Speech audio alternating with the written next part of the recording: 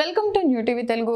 సమస్యలను పరిష్కరించాల్సిన కాంగ్రెస్ ప్రభుత్వం కొత్త చిక్కులు సృష్టిస్తోందని ముఖ్యమంత్రి రేవంత్ రెడ్డి వైఖరి పిచ్చోడి చేతిలో రాయల తయారైందని బీఆర్ఎస్ నేత మాజీ మంత్రి హరీష్ రావు తీవ్ర స్థాయిలో ధ్వజమెత్తారు.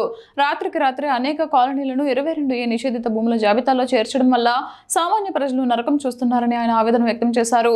22A నిషేధిత భూముల జాబితాను వెంటనే రద్దు చేయాలని డిమాండ్ చేశారు. 22A నిషేధిత భూముల వ్యవహారంలో జరిగిన పెద్ద తప్పిదానికి నైతిక బాధ్యత వహిస్తూ రెవెన్యూ శాఖ మంత్రి పొంగులేటి శ్రీనివాస్ రెడ్డి తన పదవికి తక్షణమే రాజీనామా చేయాలని డిమాండ్ చేశారు. మంత్రిని పదవి నుంచి తొలగించకపోతే ముఖ్యమంత్రి మంత్రులు కలిసి భూదంతా చేశారనే అనుమానాలు ప్రజల్లో మరింత బలపడతాయని వ్యాఖ్యానించారు. పెద్ద తప్పు చేసి ఇప్పుడు క్షమాపణలు చెబితే ప్రజల బాధలు తీరవని, అసలు ఈ భూములు నిషేధిత జాబితాలో చేర్చమని ఆదేశించింది ఎవరో సమాధానం చెప్పాలని నిలదీశారు. ప్రభుత్వం చేసిన తప్పులను అధికారుల మీదికి నెట్టి తప్పించుకోవాలని చూడడం సరికాదని, వారు ఏర్పాటు చేసిన టోల్ ఫ్రీ నంబర్ కూడా పనిచేయడం లేదని విమర్శించారు. భూములను నిషేధిత జాబితాలో పెట్టింది ప్రభుత్వమే కాబట్టి ప్రజల నుంచి మళ్లీ దరఖాస్తులు తీసుకోకుండా వెంటనే ఆ జాబితా నుంచి తొలగించాలని హరీష్ రావు స్పష్టం చేశారు. 2008లోనే అప్పటి కాంగ్రెస్ ప్రభుత్వం యూఎల్సీని రద్దు చేయడంతో ఆ స్థలాలు పట్టా భూములుగా మారాయని, అలాగే జీవోల ద్వారా మినహాయింపు పొందిన HMDA కూడా భూములు కూడా ఇప్పుడు 22Aలు చేర్చి రంగారెడ్డి, మేడ్చల్ జిల్లాల ప్రజలను వేధిస్తున్నారని ఆరోపించారు.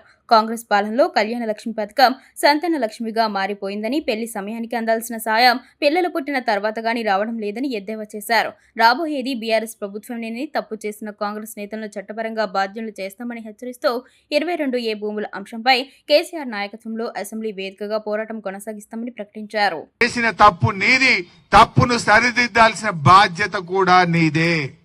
ప్రజలను ఇబ్బంది పెట్టద్దు.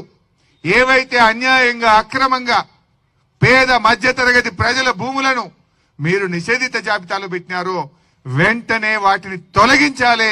లేదంటే పెద్ద ఎత్తున బీఆర్ఎస్ ప్రజా ఉద్యమానికి శ్రీకారం చుడుతుంది. జాగ్రత్త అని హెచ్చరిస్తా ఉన్నా. పొంగిలేటి నీకు నైతిక విలువలుంటే తక్షణమే నైతిక బాధ్యత వహించి మంత్రిగా, రెవెన్యూ మంత్రిగా తప్పుకోవాలని చెప్పి ఈరోజు బీఆర్ఎస్ పార్టీ డిమాండ్ చేస్తా ఉంది.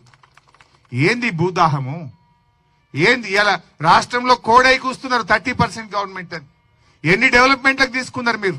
ఎన్ని భూములు నిషేధిత జాబితాల నుంచి తొలగించిండ్రు? ఆ తొలగించిన భూములను ఎన్ని డెవలప్మెంట్ తీసుకున్నారో వైట్ పేపర్ రిలీజ్ చేయండి.